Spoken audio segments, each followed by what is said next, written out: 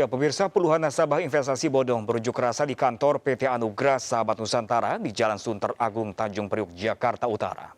Mereka menuntut dikembalikannya uang investasi yang telah disetorkan dari 400 orang nasabah dengan total kerugian mencapai 17 miliar rupiah.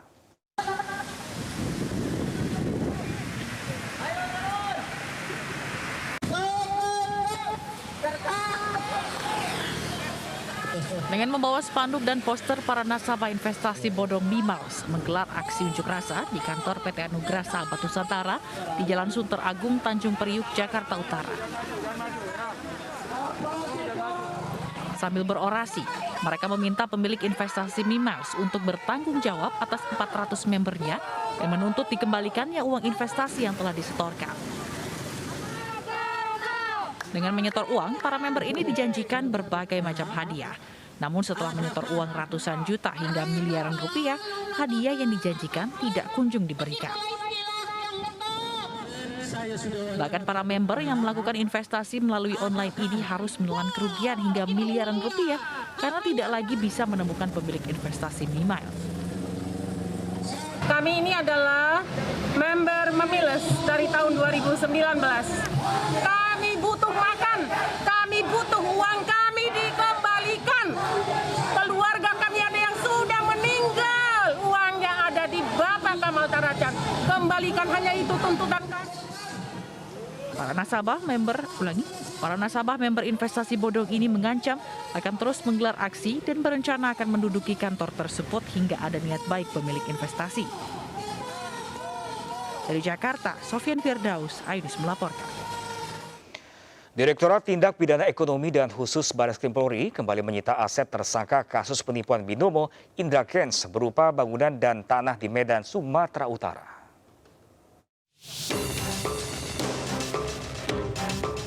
Setelah menyita rumah mewah di Deli Serdang dan mobil sport mewah Indra Kents, polisi kembali menyita aset Indra Kents di Jalan Bilal, Ujung Medan, Sumatera Utara. Bangunan seluas 117 meter persegi yang disita ini sebelumnya merupakan kantor kursus trading milik Indra Kents. Selain itu, polisi juga menyita 2 bangunan lagi di kawasan Cemara Asri. Penyitaan dilakukan setelah mendapatkan izin dari Pengadilan Negeri Medan. Alhamdulillah kita sudah mendapat izin untuk permintaan aset yang kita trading milik Indra Kents yang berlokasi tanah dan bangunan SAS nomor 1187 atas nama Marawati yang beralamat di Jalan Bilal nomor 214. Tak hanya di Deli Serdang dan Medan, Sumatera Utara, Direktorat TV Deksus Bareskrim Polri juga akan memburu aset Indra Kents di Jakarta dan Tangerang, serta menggandeng PPATK untuk mempelajari aliran dana dalam kasus penipuan binomo. Hari ini kami meminta juga penetapan pengadilan untuk beberapa aset yang ada di Jakarta dan Tangerang. Setelah kami menerima izin penetapan khusus, kami akan melakukan proses penyitaan terhadap beberapa rumah yang ada di gambar-gambar yang rekan pernah berikan pada kami. Ya, terkait dengan barang-barang yang jam tangan, kemudian benda-benda berharga lainnya, kami masih dalami. Ke depan, Bareskrim juga akan memanggil pihak-pihak yang menerima aliran dana dari Indra Kents untuk menelusuri dugaan tindak pidana pencucian uang. Dari Medan dan Jakarta, Tim Liputan iNews melaporkan. Ya, pemirsa, di tengah pandemi COVID-19, minat masyarakat berinvestasi pada produk keuangan pun terus meningkat. Dan keadaan ini juga didukung oleh perilaku masyarakat yang lebih adaptif terhadap teknologi untuk berinvestasi. Dan pemirsa, namun di tengah banyaknya produk investasi yang ditawarkan masyarakat, perlu memerhatikan pilihan investasinya agar terhindar dari investasi bodong. Dan sudah tersambung bersama kami pemirsa melalui sambungan Zoom ada Bapak Handoko selaku Financial Planner. Halo, selamat siang Pak Handoko. Selamat siang, Mas Ram. Ya, Pak Handoko, ini apa yang menyebabkan investasi jenis trading yang populer saat ini begitu diminati banyak masyarakat, Pak Handoko? Oke, baik. Saya cukup prihatin juga ya, Mas Ram, ya, karena seringkali investasi bodong terjadi terus-menerus gitu ya. Apalagi saya mengamati sejak tahun 2003 sampai sekarang itu bahkan korban investasi sudah mencapai yang kasus investasi bodong ya, 117 triliun berdasarkan datanya dari OJK ya. Nah, terkait dengan yang binomo ini ya, mungkin juga ada peran dari apa tuh Mas, COVID-19, di mana teknologi memainkan peran. Jadinya sekarang bergeser Mas, investasi bodong itu kalau dulu bentuknya koperasi, bentuknya kemudian yang lain, sekarang dia ke teknologi. Sebenarnya itu udah terjadi, sebenarnya sudah lama juga ke teknologi. Tapi sekarang karena orang kerja WFH, kemudian mereka nggak ada activity, kemudian mereka mungkin cari sebuah kegiatan yang bisa menghasilkan uang dan mendapatkan uang cepat juga, ini bisa terjadi jadinya kasus investasi bodong. Yang kedua, yang berikutnya lagi adalah karena masyarakat kita tergiur dengan yang namanya return yang besar atau abnormal dalam jangka waktu tertentu misalnya, ya. Sehingga mereka ingin, tadi saya bilang bahwa menghasilkan hasil yang lebih cepat dan lebih cepat dan bisa lebih cepat kaya lah, kurang lebih kayak gitu ya. Kemudian satu lagi adalah budaya FOMO sekarang udah mulai nih, apalagi kalau yang melakukan itu adalah para influencer, begitu kurang lebih jadinya Mas Pram. Nah, ini meski mendapat keuntungan, dijanjikan dengan keuntungan yang besar, meski tanpa legalitas, mereka tetap akan tertarik seperti itu, Bapak? Oke, jadi satu hal lagi, bahwa sebagian besar masyarakat Indonesia melakukan investasi terutama investasi bodong, mereka itu tidak melakukan analisa. Jadi mereka itu investasi karena ikut-ikutan. Kalau misalnya yang dia diajak temannya, sahabatnya, keluarganya, atau orang yang berpengaruh terhadap dirinya, begitu mudahnya mereka melakukan investasi terhadap investasi bodong tersebut jadinya Mas Pram. Jadi penting juga buat masyarakat untuk bisa juga belajar tentang investasi, bukan karena investasi karena ikut-ikutan. Nah, Pak Handoko tadi sempat dicuplik soal influencer atau afiliator di awal tadi. Berarti mereka ini berperan sangat penting untuk menarik para nasabah seperti itu? Ya, jadi biasanya Mas Pram, kasus-kasus investasi bodong itu biasanya mereka menggunakan orang-orang terkenal, ya. Karena terus yang kedua lagi, biasanya yang mereka lakukan juga adalah influencer itu adalah mereka yang yang memiliki follower yang banyak, atau misalnya mereka punya aset yang diperlihatkan, ya. Kalau bahasa kita mungkin flexing, sekarang bilangnya jadinya, ya. Jadi karena apa? Karena kesuksesan kita kebanyakan itu kan ditentukan oleh materi, kan. Misalnya berapa banyak mobil yang Anda miliki, motor, atau bahkan rekening mereka diperlihatkan di situ jadinya. Nah, mungkin awalnya para korban investasi bodong itu sebenarnya pada saat ditawarkan mereka tadinya sih tidak mau. Tapi karena sering diperlihatkan, ya, apalagi orang yang memperlihatkan itu adalah misalnya yang diperlihatkan biasanya adalah keuntungan-keuntungan, Mas Pram, ya. Dan mereka nggak melihat resiko yang terjadi di belakang investasi tersebut, gitu, ya. Dan apalagi yang memperlihatkan itu adalah orang yang dia kenal, orang dekat, gitu, ya. Lama-lama goyang juga tuh keyakinannya dia akhirnya. Padahal influencer tersebut juga tidak termasuk ikut investasi tersebut, ya Pak, ya? Betul. Yang ujung-ujungnya pada nipu, ya Pak, ya, sebenarnya? Betul, dan seringkali mereka adalah bukan seorang yang ada di bidang investment sebenarnya, gitu, Mas, ya. Nah, lalu Pak Handoko, ini bagaimana cara kita sebagai orang awam nih, orang biasa nih, menakar jenis investasi yang aman?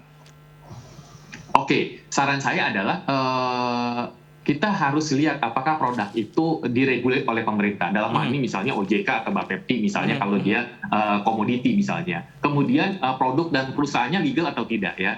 Seringkali kalau masyarakat kita kan sebatas nanya legalnya, ini wajar legal nggak? Legal, tapi kalau diminta buktinya mereka nggak sampai sedetail itu. Jadi mana buktinya kalau ini legal misalnya? Mana buktinya kalau misalnya ini diregulir oleh OJK atau Bapepti misalnya? Nggak sampai sejauh itu biasanya mereka tadi. Karena tadi mereka udah tergiur dengan return jadinya, ya.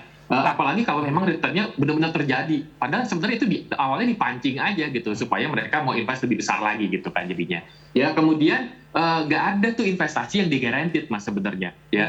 Jadi itu yang perlu diperhatikan. Kan seringkali di investasi bodong mereka itu dibilang bisa per hari 1%, bisa per minggu 5%, bisa per bulan 10%, ya. Nggak ada investasi yang di-guaranteed gitu jadinya, ya. Dan oleh sebab itu masyarakat mesti mengetahui bukan hanya return aja yang mereka harus perhatikan, tapi juga resiko di balik investasi tersebut. Karena di dalam sebuah investasi ada jargonnya, Mas Pram, yang mengatakan high risk, high return, gitu jadinya. Nah, mereka pikir kalau saya menempatkan pada sebuah instrumen yang investasinya beresiko tinggi, saya bisa mendapatkan return yang lebih besar. Padahal yang lebih tepat adalah high risk expected high return. Kalau saya menempatkan pada sebuah instrumen investasi yang lebih beresiko tinggi, saya berharap mendapatkan return yang lebih besar. Nah, kasus investasi bodong justru adalah high risk no return, Mas. Gitu jadinya. Nah, kalau Pak Handoko ini misalnya saya sebagai orang awam pengen tertarik dengan investasi trading seperti ini, bisa ngecek kemana sih Pak sebenarnya tanpa harus bertanya ke orangnya langsung? Apakah dia sudah terdaftar OJK atau belum, aman atau seperti apanya? Seperti itu Pak.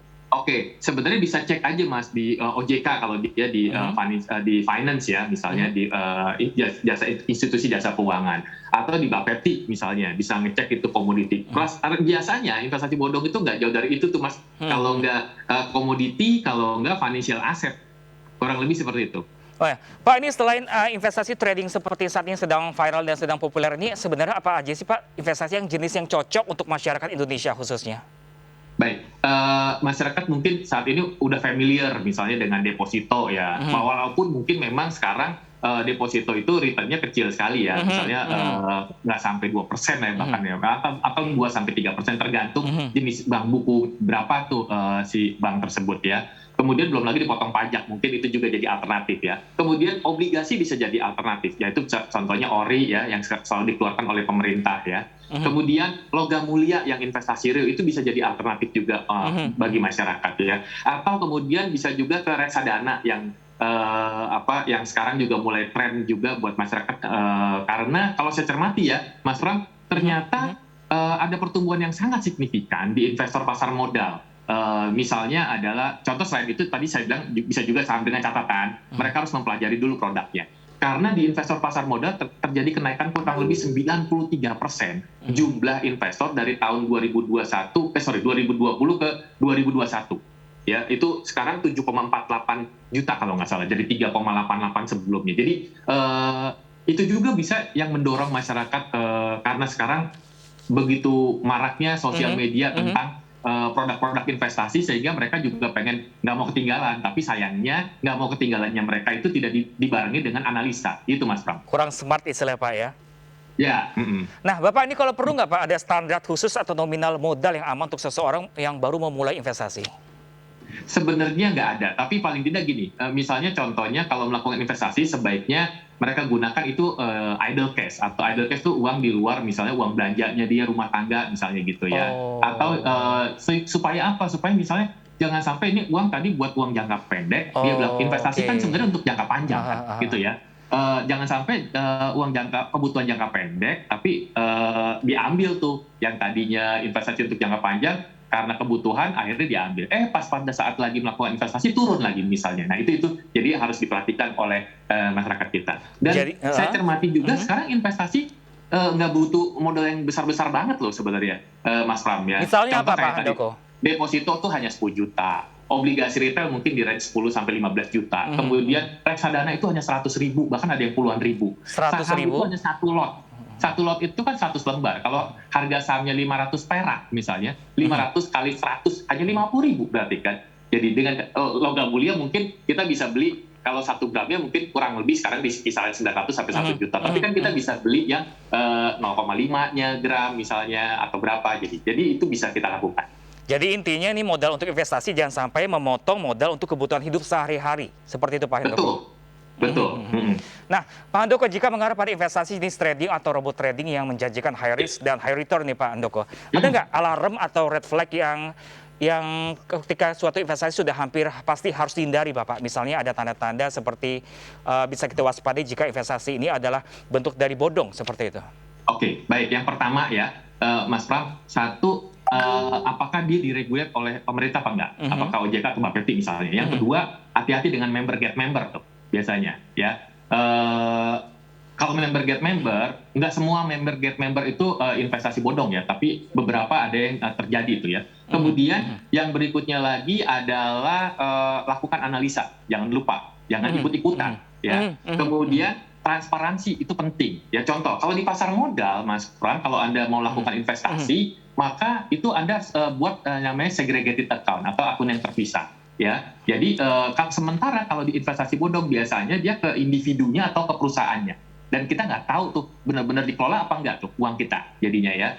Terus transparansi yang berikutnya adalah kalau misalnya dia mau cairin, ada aturan mainnya nggak? Kalau misalnya contoh T+3 hari kerja misalnya, contoh tadi itu udah jelas akan ditransfer. Tapi kalau investasi bodong ada yang tergantung, ada yang mingguan, ada yang bulan, ada yang bahkan nggak ditransfer sama sekali gitu ya. Nah, terkait transparansi lagi, satu lagi, kalau di pasar modal ada yang namanya KESE, Custodian Central Efek Indonesia. Maksudnya apa? Kalau saya, contohnya misalnya investasi nih, Mas Pram, di sebuah perusahaan sebuah produk reksadana, di perusahaan ABC misalnya. Saya pengen tahu udah benar nggak sih nih perusahaan ABC benar-benar naruh uang saya di sebuah perusahaan reksadana tersebut. Saya bisa cek di Custody Central Efek Indonesia. Jadi itu salah satu bentuk transparan dan melindungi investor. Atau saya beli sahamnya ABC di sekuritasnya XYZ. Saya pengen cek benar nggak sih si perusahaan XYZ ini membelikan saham yang saya inginkan. Itu jadi bisa ketahuan transparansi di situ jadinya. Oke, baik. Dan Nah, Pak Handoko, member get member tadi juga hati-hati ya. nah, Pak Handoko terakhir, Pak Handoko, mungkin apa imbauan Anda, Pak Handoko, terhadap korban penipuan investasi trading, binomo dan sebagainya untuk lebih bijak lagi ke depannya? Baik, satu tentunya jadikan ini pelajaran ya. Dan yang kedua, ketika melakukan investasi jangan lupa belajarin tentang produknya ya. Kemudian yang berikutnya lagi belajarin tentang marketnya, pasarnya, datanya gitu kan. Jadi jangan lupa ya. Kemudian yang berikutnya lagi belajar tentang strateginya.